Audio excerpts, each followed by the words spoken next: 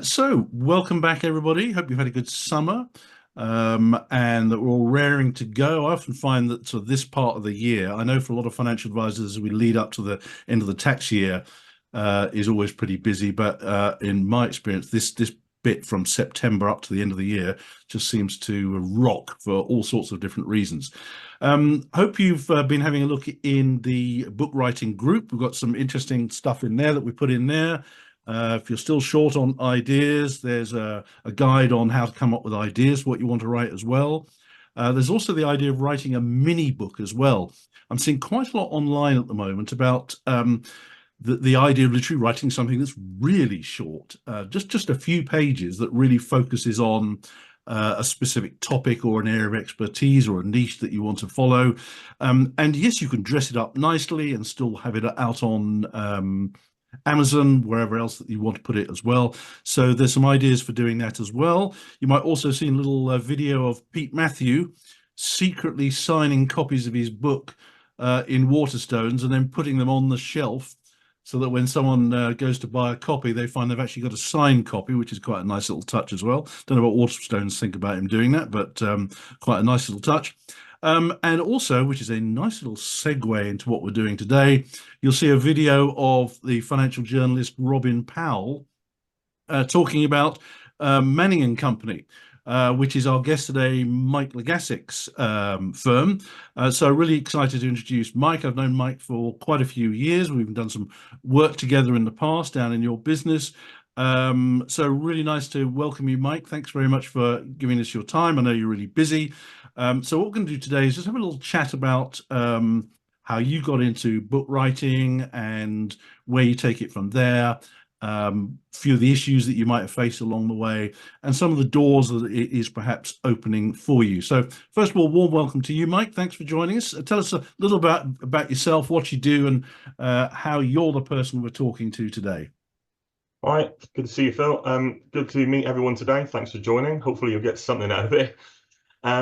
First thing I'll say is, well, I'll tell you a bit of background. I've been in the business over 32 years. I used to work for a bank many years ago, insurance companies, like many of the people's backgrounds, and became independent about 18 years ago. And I've been with Manning and Company for 13 years, just one of the four directors there. But the reason I want to write a book is it's probably been in my head for many, many, many years. I'm sure, like all of you, you've picked up pearls of wisdom that you've learned from people. And what I used to do is I used to write a note. So whenever I went to a meeting or a seminar or something said quite inspiring to me, I used to make a note or make a mental note, copy it, and I've stored it away. And I've built on that for years and years and years. So building up towards a book was always there somewhere in the background, but actually going ahead and doing it, I wrote my first book about 4 years ago. That was before AI, ChatGPT. So I've noticed a huge difference between how I wrote my first book and how I had so much assistance with the modern tools available. So the first book I wrote, Your Money in Your Life, that took me quite a long time to do it. Like you guys, you're all very busy. It's not something you can apply 8 hours a day to, one after the other. So it was very much picking it up, putting it down, and coming back to it. That probably took me about 3.5 years, to be honest with you, from start to finish. But the second book, because I learned so many lessons from writing the first one, was a much more of a shortcut. And then with these tools that we've got available now, it made the writing process so much easier for me. Yeah, that's really interesting. And so just sort of reflecting back on that first one, um, what were the sort of issues that you faced as you kind of got stuck into it right from the start? What was a problem, or what did you find easier, or just sort of talk us through that? But the material was easy because I've always had the material. I'll tell you the areas that I personally found difficult. I don't know if a lot of you are old enough to, some of you I'm sure, are old enough to remember the old Morecambe and Wise sketch with Andre Previn, where he said, I'm playing all the right notes, but not necessarily in the right order. Yeah, yes, And do that is remember the that. example I use because you've got all these ideas for a book, but one of the biggest challenges I found was how can I make it flow in a logical order? And the other problem I had was I think I've alluded to that. So is this repetition or is it slightly different? So that the two biggest challenges I personally found was getting it in an order that flowed, that naturally progressed to the next chapter. So there was a flow to the book. I found that really difficult. It took me ages to do that. And the second thing was reading through it again and thinking, I've mentioned that already. Yeah. And you think, I've got to take that out and adjust the book now to continue the flow without taking a piece. So personally, the two biggest areas I had was repetition and the logical flow of what order this should be in. That Yeah. that that was my biggest personal challenges I found with it. Yeah, that's very repetition is very common. I suffer from that a lot myself.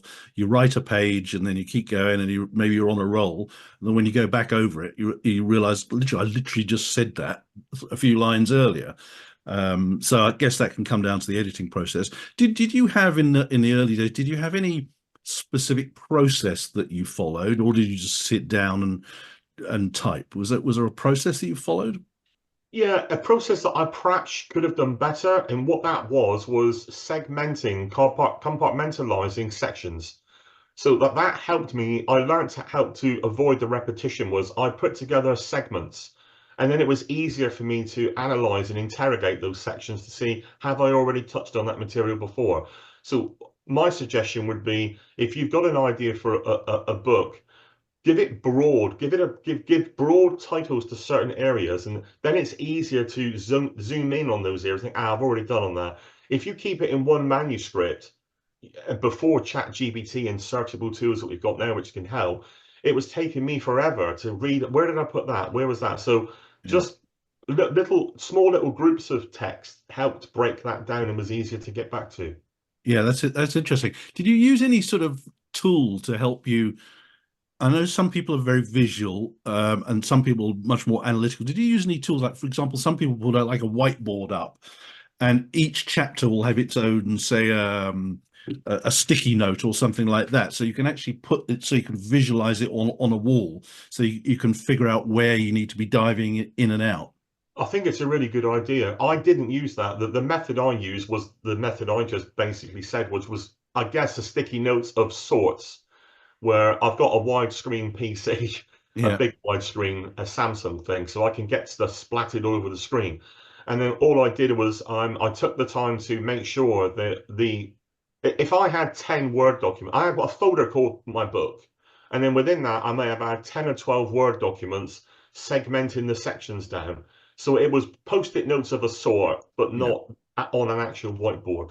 Yeah, that's interesting. And when you were doing it, when you actually were sat down to write, did you put time aside, or did you sort of snatch moments of time? Did you allocate it? And what sort of length of writing period did you have? Yeah, it was a mix. I did take some time out to dedicate to the book, where I found I tried to get myself some time in the diary. I've got my own personal assistant, which really helps. That was another great move I made a few years ago. Should have done that a long time ago. That's another story. But basically, we found a gap in the diary where it wasn't crazy busy. Obviously, not towards the end of a tax year. And I know this is difficult for us in this business to do this, but I've sort of eked out a week. And I thought, right, I'm going to go at it hard for a week now. So I knew Sharon, my assistant, was on top of everything. Plus, we got the team in the office. And I said, look, you really mustn't contact me at all unless it's a grenade's gone off.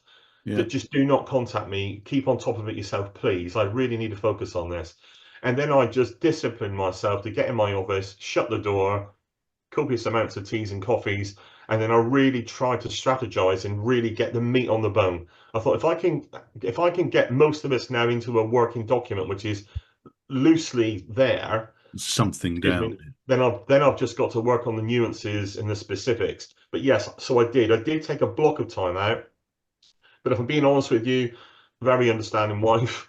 Thankfully, she's still here anyway. So, but basically, I used to do bits over the weekends as well because I'm never going to get a phone. Well, I'm really going to get a phone call from a client over a weekend, Mhm. and that gave me some time. I stole a couple of hours here and there to just again without the phone going. I mean, we all know in that as the teaching the psych aids, if you need to get something done, a proper task, you've got to put a do not disturb on because that phone and that email will just keep coming in. Yeah, otherwise it just doesn't get done, does it? And I No. think you need the flow as well. Once you get into the flow, it gets a bit easier as well. Did you get any periods where you thought, actually, this just isn't working? A lot of people talk about the marathon in the middle, where you just think this is never going never going to end. Why did I start this? What's the what? Did you experience any of that? Yeah, I did. Yeah, I did. I thought, I suppose in the early part of the book, I had the idea, I had the material, loose material, and I thought, right, I'll get cracking with it. And then you start getting cracking with it, and then you think, you look at what you've done, and you look at how long it's taken you, and it can be a bit disheartening. You think, oh, it's taken me all this long, and I've only got 5% down the road. Yeah, But yeah, then you become a bit like investing money. When you see your money grow, you become a bit more self-invested and self-obsessed. So as it starts to grow like a snowball rolling down the hill, compound interest analogy, because of the time I invested, I'm now thinking, well, I'm not going to have invested all that time for nothing. I'm now going to just get my head down and crack on with it and stick with it. But yeah, I wouldn't say moments of self-doubt. I knew I was always going to complete the book. I had no doubt I wouldn't do it. But there's that old joke, isn't it, about I've been thinking about I'm thinking about writing a book. There's some joke about it, and someone says, oh yeah, whenever that's going to be. Like so many people say, I'm going to write a book and never get around to it. yeah, Yeah, and then I think there's the Oscar Wilde joke where he said, oh no, it wasn't. It was Groucho Marx, where someone said, did you enjoy my book? And he said, I haven't laughed as much. I'll get to that in a minute. It's a joke about Groucho Marx. It'll come to me yeah, about book writing. The process of book writing, it'll come back to me in a minute. But yeah, so I did have doubts about how long it would take, but I personally never had any doubt in my mind that I wouldn't complete it. that we get there in the end. And Yeah. did you change the direction of it at all once you got started and you were getting in from what you'd originally envisaged? I know a lot of people find that they'll start down a road and actually they'll just take a veer off a bit. It can be a bit dangerous. You can go off on a detour because Yeah, everyone who's on this course who's got the material in their head or the type of book that they want to write, whether it's a financial help book or a fiction, whatever book it might be. yeah, The danger is you can go down a bit of a rabbit hole, a bit like getting on YouTube these days, and mm, an hour's mm, gone. So the problem I've got was you've got to try and stick to the task. So having learned from my own mistakes, when I did the second book, I wrote down a number of titles that I wanted to religiously stick to and stop veering off. Because if you've got the concept of one book here, the danger is you start bleeding into other areas that disassociate from the source material. okay, yeah, So what you could say is, I'm going to harness these ideas over there, and that's maybe a second book unrelated to this. It's a good idea that's coming out, but it doesn't really relate to what I'm writing about here. But that's material for another day. So it's trying to discipline yourself to say that this is what my book's going to be out, and I must be careful not to let this bleed out of its source material. yeah. That's interesting. So if you were to look back at your first book in terms of how you approach that, what would you say with the top one or two or three main challenges that you faced as you got started, as you got into it? Try not to make the chapters too long because our book, again, you learn from that. I mean, that second book there, this one in Mind Over Markets, I feel that I've done a far better job on making it more succinct than a pick it up, put it down, reference bite-sized book. Yeah. So someone can pick it up anywhere and hopefully learn something or something resonates with them, and then they'll just put it down again. So one of the challenges was making sure that chapters don't go on forever. Hmm. And then you think, right, am I covering this? Am I kicking this to death, this chapter? Or can I strip out and get to the salient points? Because otherwise I'm just going to lose the reader with it being boring and mundane. You don't want that, obviously.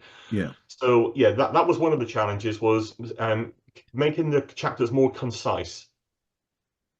Um, yeah, that was a difficult task for me. I did find that difficult, thinking that doesn't need to be in there, and getting rid of the information what you feel is redundant. Yeah. Being ruthless about it.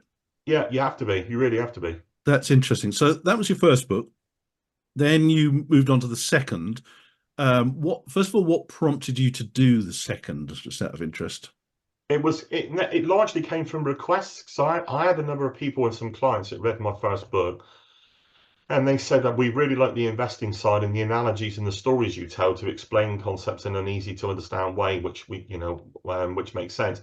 So I thought, right, I'm just going to dedicate this one about investing. and the investor behavior, in my opinion, makes or breaks an investor. So about human biases and why we make the mistakes we do and why people make the decisions they do. So I thought I'm going to make this one concise. So I extrapolated bits out of the first one Yeah. and rehash that because you're definitely going to cover some cover. The first Sure. book was too. I think I've tried to cram too much in the first one, if I'm being brutally honest. And on the second one, I wanted to focus on a core subject, which was mind over markets, how Yeah. to behave around money and wealth and investing. And that focused my attention laser like then because I thought, right, I've got one area I'm focusing on, nothing else is getting in the way. So that was a big lesson I learned from the first one. Oh, that's really interesting.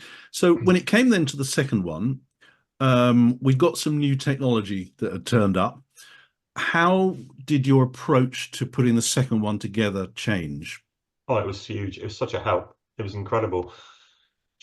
The ChatGPT, I'm sure a lot of you are already using it. I mean, the interesting thing about ChatGPT is I think the biggest challenge about ChatGPT is developing ideas that you can use it for because it does so much. Now, I'll tell you, you're of the old adage writer's block. Hmm.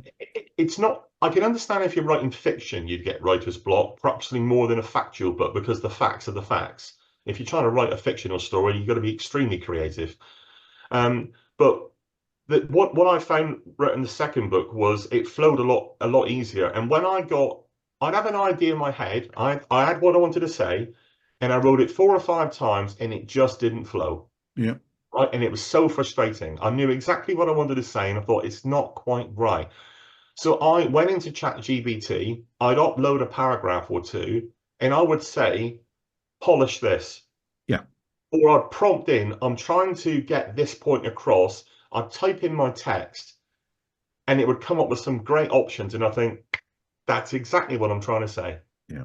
It was just a couple of word changes and it flowed. Otherwise, you can sit there banging your head and then it's discouraging. So the great thing about ChatGPT is it's independently thinking and you put the point in what you want to get in and within seconds it just come back.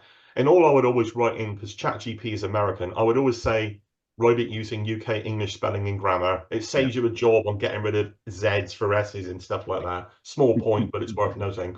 I It's still can't frustrating. get it to get rid of the Oxford comma, which I loathe, but that's another I story. know you do. Yeah, so basically, the Chat GPT really helped when I put in what I wanted to convey, and it just tweaked it slightly, and I thought that's exactly what I'm trying to say.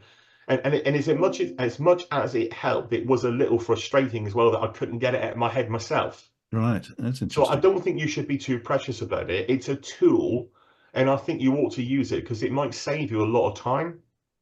That's really interesting. How else are you using it, just out of interest? I didn't use it too much. I mean, the source material, the way I used ChatGPT above all else was I tell you what I did use it for, which was massive, was problem A in the first book on Right. continuity and flow. Okay. So I'll tell you what I did because I thought, why waste my time on here when I can use a brilliant bit of kit to do this, all right, and save me days and weeks. This is what I did. I uploaded my manuscript into ChatGPT. And what I did is I uploaded the chapter names and the first couple of paragraphs of each chapter to give ChatGPT the prompt of the flow. And then I said, put these chapters in a logical order that you believe will flow from the start to the end of the book. Hmm. And I was astounded at what a good job it did. Because I'm thinking, oh, that should go there. Oh no, that's chapter 16. No, that's chapter 15. And then I put it in, and I kid you not, it probably took about 3 attempts. I did have to tweak it, but can you imagine the time that would have taken me on my own to Yeah. assimilate that information? I'm Mm. going back to book A. It took weeks, and even then, you're not sure you got it right. Yeah. But when I put the chapters in and put the prompts in, I gave it a bucket load of prompts. I mean, a lot of prompts, trying to evoke what I'm trying to get out of the book, the readership, who's going to be reading it, what it's designed to do, and I put the chapters in. What I did in this book, which I didn't do in the first one, is at the beginning of every chapter, I had like a notable quote from someone famous. Yeah. So when I talk about inflation's creeping constrictor, a subtle stranglehold on our financial dreams, the first line is inflation is as violent as a mugger, as frightening as an armed robber, and as deadly as a hitman, which is what Ronald Reagan said. All right. Right. So Yeah. I got a load. What I did is I searched the internet for famous quotes, but I tried to search for it like to do with investing or inflation or losing money or wealth, and then I looked at all those quotes from famous people, and I thought, yeah, that's bang on for that one. And then what I would do is I put the chapter name in, the quote, the first couple of paragraphs of every chapter, upload that in a Word document, upload it to ChatGPT, Yeah. and then give it the remit of put this in an order it would tend to flow. Okay. And I have to say, it really saved me so much time. That's really interesting. Interesting what you were saying about a little bit earlier about it's kind of what you don't put in and what you take out that's quite important. One thing I found with ChatGPT that works really well, which again can really make the chapters really quite concise, is to you prompt it and tell it what you've done and what you're going to do in the chapter, or you could even upload a chapter you've written, and then to ask it, what have I forgotten? Mm. What have I missed out? And Is it it's just run off? amazing. Again, you No do thanks. kick yourself. You think, well, why didn't I think of that in the first place? And also, I think, particularly in financial planning, examples and case studies really, really work well as well. And I've found asking it, when you ask it to give you some out of the box ideas to approach this particular topic, it's really good at that as well. Yeah, it does. It helps. I mean, don't obviously. I don't imagine anyone underestimates the power of ChatGPT. I think version 5's coming out. I think it's called Strawberries coming out in a few weeks' Yeah, time, which is going to be more powerful again. Look, let's call a spade a spade. ChatGPT can write a book for you now, in no problem at all. It can write a book. Hand on heart, I didn't do that. Now, I'm not saying that's wrong. If you mm, want to go from a marketing point of view and just chuck some ideas in and say, just chuck me out a book and I'll put my name to it, then go ahead. But hand on heart, I did write the book, and yeah, all I used Chat because I thought I'm giving every one of my clients received a copy. Every one of my clients got a hard copy through the post. Okay, yeah, and I thought they know who I am. I've spent years dealing with these people. It's got to come from me, my tonality, the way I explain things. If ChatGPT had just produced it, yeah. I think they would probably have known about it, to be honest with you, because it said doesn't sound like Mike at all. So, but don't underestimate it. Just going to the top of the meeting, one thing I didn't answer is why I wrote the book in the first place. Well, as much as I'd like to be the next J.K. Rowling, not that that's going to happen. All right, but there's two reasons I wrote the books. One was giving something back of all the things I've learned over 30 odd years. Uh-huh. Because like all financial services, the younger you know this stuff, the better it is because time's on your side to act on it. And the second thing was from a purely marketing point of view. Mm, Because if you've written a book and your name's on it, it could be the worst book ever written, but perception's reality. And if a client knows that you've written a book, your credibility goes through the roof. mm, Oh, they must know what they're talking about. They've written a book. So it was part of a marketing, obviously hand on heart, it was part of a marketing ploy. And then to get it out in the media, and I was lucky enough for Phil to endorse the book and also Robin Powell. I sent him a copy and I was chuffed to bits when he endorsed it as well, when he read it. yeah. So it's the best business card you'll ever have in your life, bar none. Where have Because we heard that before? Yeah. I've had clients come into me for a first meeting, they've been introduced to me, and I'll give them a copy of my book. I shall say, look through the chapters, see if anything piques your interest. This is the type of way I work. This is my philosophy. Before we really get engaged, just tell me what you think. And you can imagine the effect that has, because that's probably the first time that's ever happened to that client. Yeah.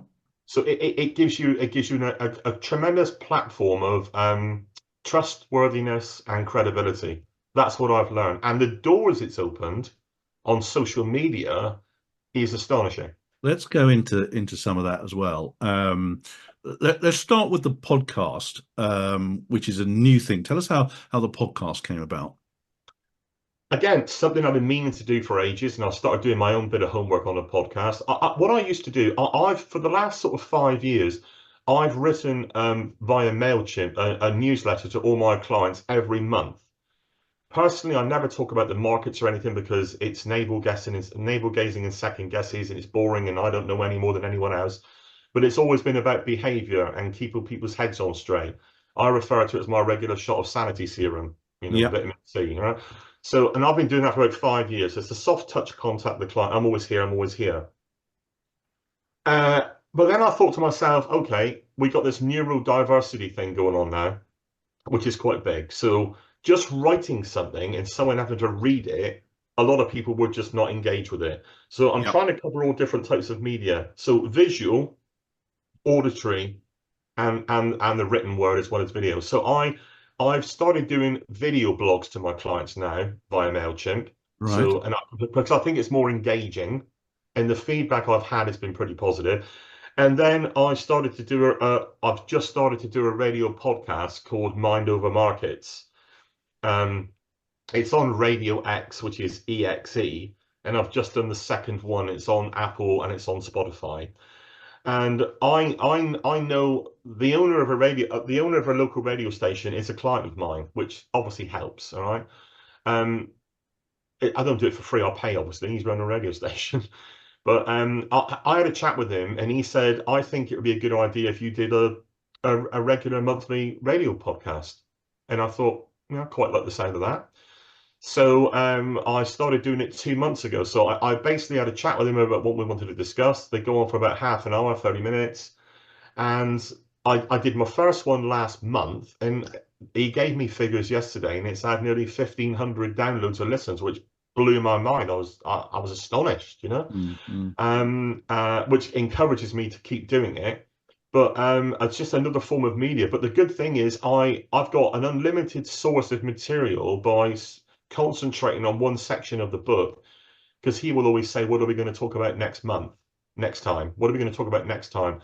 And I'll talk about what we're going to talk about next time. And then I'll expand on that because I've got the reference guide here Yeah. to Yeah. glean from. Yeah. So it's just fingers in pies in getting yourself out there. Yeah, fantastic. And you said it's had some good traction on social media as well. Just to talk us through the sort of the door opening side of all this. Yeah, I mean, I'm on LinkedIn. So I came off Facebook about 2 years ago, largely from a personal point of view, because again, it was another YouTube rabbit warren for me. Someone would comment and you'd comment and someone else would chip in. And before you think, is this an hour gone? What am I doing? All right. And getting involved in all the nonsense, the politics and all that nonsense. So I thought, I'm done with this. So I went cold turkey on Facebook and came off it. And the only reason I use Facebook now is like for Phil's groups and mastermind think groups. I'm on that, yes, but I'm not on personal. But what I have been on a lot is LinkedIn. Mm. I'm not out there to try and get loads more clients because I've got quite enough clients, really within reason. But it's just about sharing information and opening doors with people and making connections that otherwise you might have gone under the radar. Hmm. Case in point, I commented on a post yesterday, and Carl Richards liked my reply. Right. Who's a big mover and shaker. And for me, that's a little bit of a big deal. It's right up there when Ricky Gervais liked one of my posts back along. Right? So, but basically, yeah, taking that side out of it, I thought, well, yeah, Cole Richards has noticed me Mm. somehow, and you can't quite put your finger on how, but when you're putting all this material up on a regular basis and sharing stories that explain things and help people, you keep doing it, and you keep doing it. It sort of just permeates, and it opens doors that you just can't imagine. There's another guy in America that does some brilliant stuff for IFAs. A guy called Ashby in America that I subscribe to his material in the UK, and and he saw some of my stuff, and then he commented on it, and it's like a spider's web of connectivity, Yeah. and it just raises your profile because obviously if people in our profession who are deemed to be the movers and shakers, if they're noticing you, guess what? You become one of those mover and shakers potentially. Maybe not to the degree that they are, Yeah. but you're in the same ring to a degree. Yeah. That's really And interesting. I find that a fascinating aspect of stemming from putting more material on social media and written a couple of books. It's surprised me a little bit how it's gone that way. Because Yeah. if I'd not written them, I'm sure it never would have happened. Well, that's very true, and it comes down to the end of the day, quality content that's going on there. People talk a lot about LinkedIn at the moment, and I must mention Goja, who's on the call right now, who has 105 subscribers to her newsletter that she didn't have, what, 3 or 4 days ago, something like that. And I noticed Matt as well, up in his game on LinkedIn articles as well. It's quite a clever way to get lots of subscribers really quite quickly, and those numbers will just go up and up as well. Um, are you planning another book, Mike? Yeah, storytelling for financial advisors. Ooh. So basically, all the concepts I've learned over the years, over 32 years, I've listened to really some smart people over those years. I've, like many people on here, I've lost count of the tens of thousands of pounds I've invested in seminars, courses, books, you name it. I've done it. Some of them were a waste of time, but I have to say that most of them have not been. And when I pay to go on a course or a seminar, I go there with one goal in mind. I just want to hear one thing I've never heard before, or something that's a golden nugget. I thought that's a really clever way of explaining that. Why didn't I think that? Which is always annoying. Mm. And then it's worth it. So if I paid 400 quid to go on a course and I come away with just one idea that goes in this mental toolbox, it was worth every penny for me. And that's what I've done over the years. Yeah, I'm going to remember that. I'm going to write that down. I'm going to remember that, write that down. And all those bits, all those courses and that culminate in what's going in the books at the end of the day. Sorry, Yeah. Philip, I forgot your main point and I digressed. Are you going to do another one? But uh, So the basis on that will be all the stories that I've used and developed over the years and heard and put my own spin on it, is to do a book about storytelling for financial advisors so that how they can convey information to a client, which is 100% relatable using real world stories and analogies that anybody can relate to. mm. And are you going to, given you've done two, you learnt from the first one to do the second one, we've got new technology. Are you going to approach this third one in a different way? If you were starting from scratch, well, which you essentially will be on the new book, how are you going to approach it differently?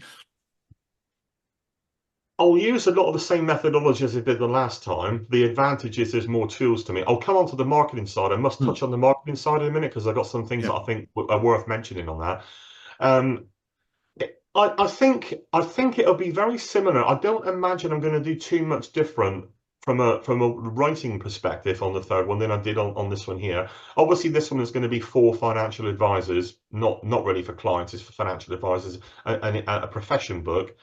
Um, because the reason I'm going to write that obviously is because in my experience, advisors have two main problems. They're either looking for new clients, which can be hard enough, especially if you're new in the business, right? And retaining them is obviously just as difficult can be as well. And conveying things into a client that want them to buy into you.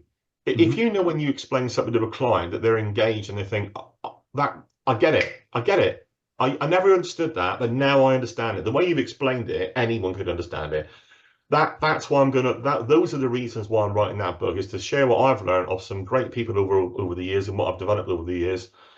I mean, on the subject of that, I would always encourage people to subscribe to, and the old adage is mix in circles with people that are better than you, Hmm. because it brings your standard up, Yeah. And I've sort of done that for years by subscribing to some really, really top people around the world, and get their regular newsletters and the tips that they share that have even got more experience than me. Yeah. And there's some great people out there to subscribe to. I mean, really fantastic people out there, because getting stories across, if you get one shot at taking a client on and you're stumbling by not somehow conveying the value that they want to buy into, then you've lost that potential client. Yeah. So Yeah. this book is about explaining concepts where they're not financially related, they're everyday living related that anybody can relate to. Yeah. Yeah. You were going to mention the marketing side, Mike. Yeah, again, what I learned on the second book was the companies that I use to do a lot of the heavy lifting for me. Hmm. So the main company I used to do a lot of the heavy backhand lifting was a company called Fiverr, Fiverr Yeah. online. A lot of you may have heard of them. I'll tell you what I got Fiverr to do for me. So I looked on them. What I needed help with Fiverr, I needed them help to design the book cover Hmm. because you'll go around forever trying to do it yourself. All right, you just will. You might be lucky and come on something and you think it's a spot. I struggle with it. I had an idea, but I just couldn't nail it. That was one. The second book had a proper index in the back. Yeah. That would have taken me forever to have written an index. I wouldn't even attempted it. Right, I've been going around in circles forever. Yeah. So I got hold of a lady that did a brilliant job on how to did the indexing of my book when I sent her the manuscript. She did a fantastic job on it. And that lady also, one of her specialisms was getting your book onto Amazon. And I Okay. gave all that someone to do that. I didn't want to get involved with that. Hmm. Now I'm telling you, let me tell you how much this cost me, right? To get the book cover design and a video mock-up, which I've since learned I can do myself now because I've got a bit of software that does dynamic video infomercials about promoting your book. I can do that myself quite easily now, but at the time I didn't know how. So paying for someone to do the indexing, the book cover, getting it onto Amazon and doing me an infomercial about, with dramatic music and all that, about the book and all of that cost me, I think about, let me just add it up. It cost me about 360 quid. Okay. I mean, that is ridiculous, isn't I it? think for the indexing, that's really interesting. They hadn't considered that. That's really interesting. Um, what would you say has been the most rewarding thing for you about doing this? The fact that you've done one, then you thought, okay, we got through that, we've done another one, and now you're thinking, let's do it third. There's obviously something in Mike LeGassick's head there said, this is rewarding for me. What is that? I think the biggest reward, I think it depends which aspect you're coming from. From a client point of view, it's credibility. Okay. Yeah, without a shadow of a doubt. Mm, No question about it. If you hand someone a book that you've written, immediately the trust. No, that I'm not saying that's necessarily right or wrong, but perception's reality. So the trust of the client, you immediately go up right through the roof on yeah. credibility and trust. So from a client's point of view, like I said, it is without doubt the best business card. So I've got a core of about 120 clients, and I sent all of them a hard copy of my book with a covering letter. Nice. And the feedback's been fantastic, fantastic. I said, look, use it as a reference guide. Do I expect you to read it cover to cover? No, I don't. If you do, it'll help you, definitely. I do recommend they do. But I say, even if you just look at chapters and some of them pique your interest and think, I'm going to read that, then do it. So above all else, as a marketing tool, it's the best marketing tool I've ever used in over 30 years in this profession. That's Interesting. the key. Credibility and trustworthiness. That's really interesting. And the storytelling book, that sounds really interesting. To me, I can see that coming out into other things. You could do like a workbook for financial advisors as well. You could even do. I know a couple of people are doing workbooks. Do workbooks. You could do training courses. There's all sorts of things you could do with that. Yeah, potentially it's got a lot of potential spin-offs on it, definitely. One of the reasons I decided to do that was I harked back to when I first started in this profession 30 odd years ago. I can still remember it like yesterday, like most people can. I used to work for Pearl Assurance and I was given this bloody great ledger book about that wide where I used to collect 50 pences and pounds off old ladies and guys going around my patch. And I can honestly see it was like yesterday. It was a dank, horrible, misty, rainy day. And I was walking down this area that I didn't even really know, and I thought, what the hell am I doing Mm, here? What mm, am I doing here? And I was that close to thinking, I'll sod this for a game of LARP. I'm going home. mm. And I to this day, I honestly don't know what made me stick it. I see Tim smiling. I guess he's come from a similar background, or it might resonate. But because honestly, that's how I felt, and I remembered that, and I've never forgotten that. And I thought, what would I have loved to have known then that I only know now? And I study a lot of books. I've got books on Stoicism, the Greek and Roman, Stoics and things like that, and psychology, because I find it really helps the clients. It might sound a bit over the top, but trust me, those lessons from those amazing guys. You can see got behind me here. I've got like Socrates and Aristotle there. I've got when I was in Athens. you study some of the best stuff that they've written, and it's in bite-sized chunks. You'll be astounded at the way it transforms your conversations with clients. I mean, astounded. If you Hmm. just take the time to learn some timeless lessons of some of the greatest minds that's ever lived, because it transitions from all the way back to where it is now, and it'll come into your head, or you can convey it in a way that relates today. It's difficult for me to explain, but you must believe me, because it will do it. So the spin-offs on that type of material, I don't know where that might go. I don't know. It depends how it's received. People might read it and think, well, a load of rubbish that is. Or they might get some good ideas out of it and say, that's a clever way of explaining that. Next time I'm in front of a client, they'll buy that because anyone can understand that. Yeah, yeah, that's So I interesting. wanted to put together the stuff I wish I'd known, because you don't live long enough to learn it all. It takes too long to learn all this stuff. Yeah, As a shortcut to it is the answer, in my opinion. that's interesting. So, um, what would your advice be to anybody, be it on this call or thinking about putting a book together, and they're just struggling with that brick wall? They can't quite get it off the ground. They know wanted to do the book. They know they want to communicate something. Do you have any sort of tips for people like that, to really give them the little bit of a lift they possibly need? The first step is always the most difficult, the first step, isn't it? You've got to discipline yourself to say, I am going to do it. And you might want to give yourself a deadline or become Hmm. accountable to somebody else to say, look, give me a nudge. I'm intending to do this. A friend or a family, someone you can speak to candidly, saying, I'm going to be writing a book about this, that, and the other. Please do me a favor. Just nudge me, because I'm intending to do this by this day. I would, knowing what I know now, for an accountability point of view, it wouldn't do any harm if you're bold enough and you've got it, if you've got ballsy enough to do it, is to put your neck on the line and say, I'm going to do that by then. I'm going to get that chapter done by then.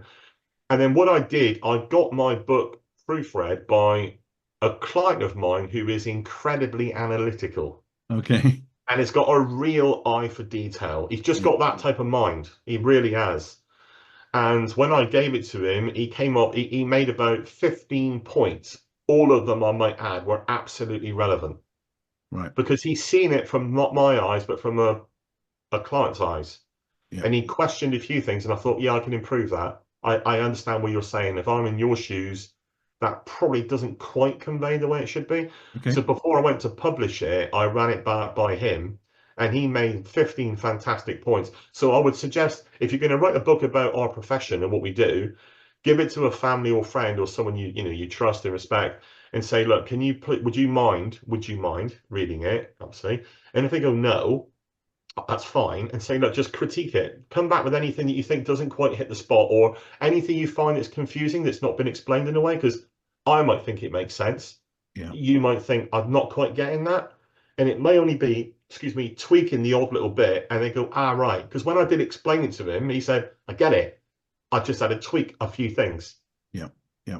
So I would strongly recommend you do that. But it's disciplining yourself. I mean, that Groucho Marx joke was, have you read my book yet? He said, I haven't stopped laughing since you gave it to me. One day I intend to read it. Right. Okay. We got there I in knew it the would end. come to me. Right. So Fabulous. I knew it would come to me. So And did you have any thoughts around whether you were going to go down the traditional publishing route or the Amazon route, or was it a no-brainer? for me, it was a no-brainer. I just thought self-publishing was the quickest route to Mm. market, because trying to get in front of a publisher now, I think it's incredibly difficult. I mean, I guess it might be easier for me now that I've written a couple of books. I don't know. Maybe there's a small track record there that he's done something. But I didn't really pursue the Waterstones or Smiths route. I didn't go down that route at all, because I just felt, maybe naively, that it would have been too much of a long haul to get from point A to point B. Yeah. And I Yeah. thought, no, I'm going to, everyone's on Amazon. I mean, this second book, since I did the radio podcast and I spoke to you about this film, and I knew what you were going to tell me anyway, I knew what you were going to tell me. I'm going to narrate this for Audible, the second one. And for everyone on here, I asked Phil, but I knew what he was going to say. I said, should I get a professional narrator to get rid of my Janner accent down from the Southwest? Mm. Or should I narrate the No, book? no, And no, we Phil didn't have. said, no, No, it's yeah, you. just do that You from need you to then. narrate I'll the do it. Yeah. book. Yeah. So I'm going to be going into that When's his recording book? studio Right. to narrate the book and get it on Audible, because I've had a lot of people say, I love listening in the car.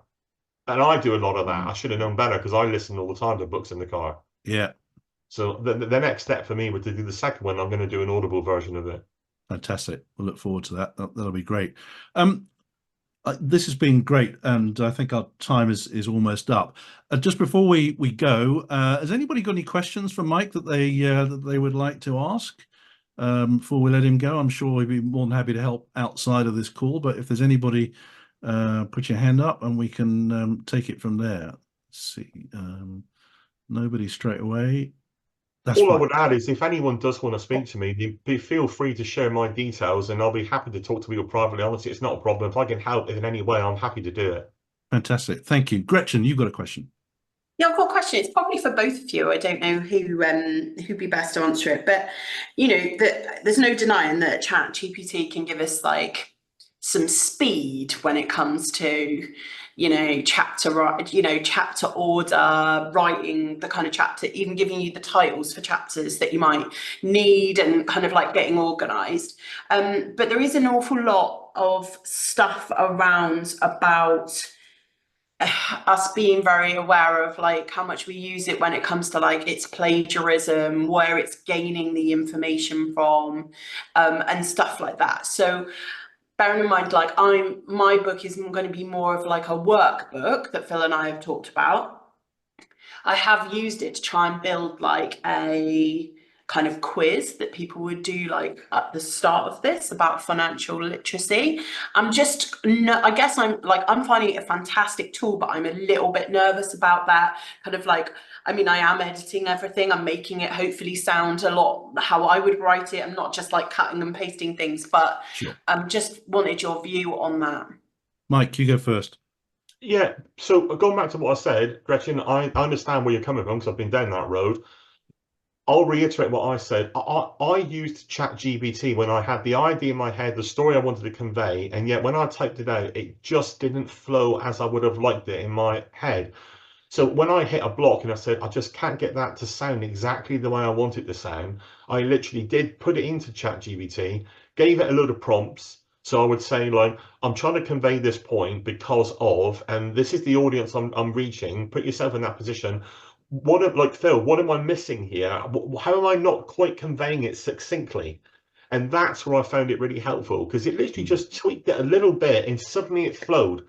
And I could have been there an hour going, no, no, no.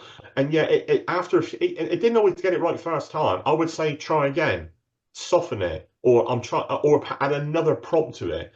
And the great thing about ChatGPT, it's intuitive, so it's like having a conversation.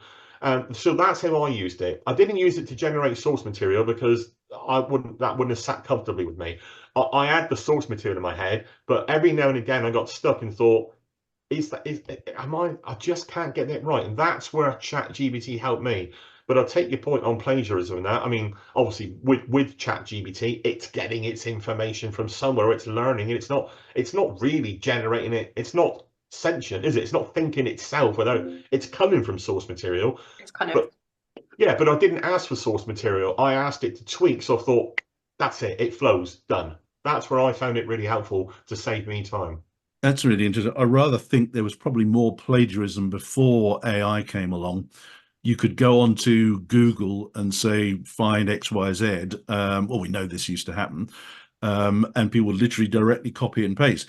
With ChatGPT, it's GPT stands for Generative Pre-trained Transformer. So it is trained on information, but it is generating completely new content that has not been created before.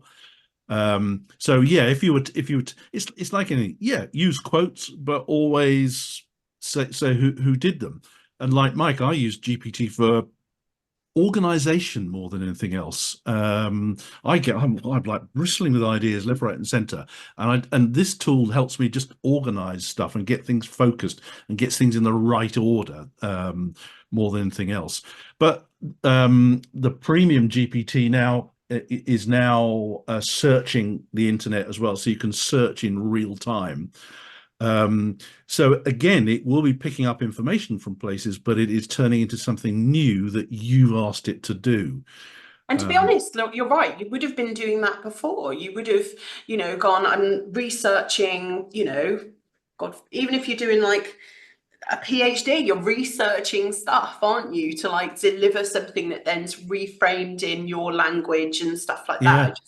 Yeah. Now you said it, it's just one of those things where I think it could be, I feel like it's now the difference between getting something over the line in a relatively decent amount of time. Yeah.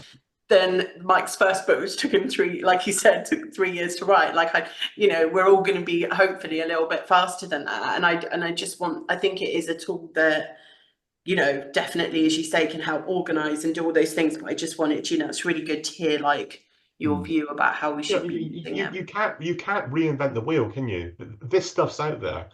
To put it into perspective, we could all share a core idea of explaining a concept. It's the same concept, and it's been explained by financial advisors for decades and decades, yet we've all told it in a slightly different fashion. But fundamentally, it's the same story. It's how you convey to your clients or your readership, and people would say, yeah, that's the sort of thing that Gretchen would say. That sounds like it's come from her. So that's the key, is to keep your personal tone to it. But the best compliment I had from this book, which I don't mind sharing with you, which really made me feel great, they said, Mike, it's like you're in the room with me. That for me nailed it. That really made me feel great. It's like you're talking to me the way I talk to you when we sit down and have a chat. And I thought, right, that was music for my ears. That was. That's really interesting that you should say that, because if you read a biography, say Billy Connolly or something like that, you can hear it in his voice. You can hear what he's written in his tone of voice, and it's the same with you. You read your stuff, Mike, I can tell it's you, as it were.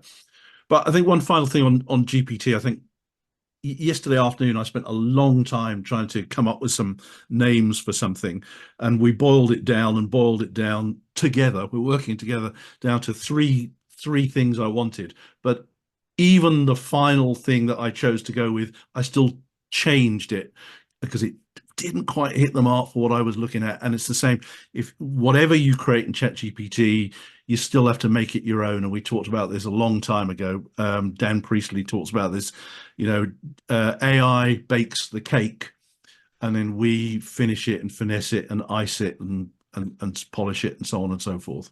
One thing I would just say that I forgot to add was because I'm going to do the Audible book, this Audible book is going to cost me a couple of grand to do this. Okay. All right. And that's getting a good deal, because I'm going in a professional recording studio with a sound engineer. I'm bound to be making mistakes, so I've got to say, stop, do that, start that again. You're bound to when you're narrating your own book. And I thought, well, how many downloads would I need to get my £2,000 back? Quite a lot. But that's not it. Because once I've recorded that Audible book, I will have an unlimited resource of soundbite material that I can use in blogs, podcasts, vlogs, you name it. It will go all over the place. So I'm thinking, well, £2,000, yeah, it's a considerable amount of money. Am I going to get that back in downloads? It'd be great, but I wouldn't bet on it. I don't know. But that's not the point. It will probably, I like to think it would be one of the best £2,000 I've made in marketing, because I'll have unlimited areas where I can tap into that and regurgitate and use it time and time again. Yeah, fabulous. Mike, this has been great. Any final thoughts that you would like to pass on? Yeah, I would reiterate that if you're committed to doing it, the hardest thing to do is to commit and start. It's all right going to say, I'm going to do it, like anything in life, I'll get around to it, all the rest of it. If you can start getting it down, it will encourage you, and you'll see it in your mind's eye taking shape. And what you've got to visualize is that's what you're going to end up with at the end of the day. Something tangible that you think, I did that. And that, if that doesn't spur you on, then I don't know what will. So get into it, commit the time to do it, segment the book so it'll save you darting around like your eyes all over the shop and repetitiveness and that. But I think ultimately those are the tips: is make a start, and it doesn't matter what, just get started, just start it and then crack on from there. Yeah, I think somebody told me there's a bit of psychology that human beings are hardwired that when we do start something, we want to finish it. And if we don't finish it, it's always there in the back of our mind. It's frustrating and it's irritating. So we'll get there in the end. Mike, this has been absolutely fantastic. Thank you so much for sharing your time. I suspect we could talk for hours about this. I really appreciate it. Thank you to everybody else. Onwards we go, and we'll see you on the next call. Thanks very much, everybody. Thank you again, Mike. Thank you. Take care, everyone. Bye.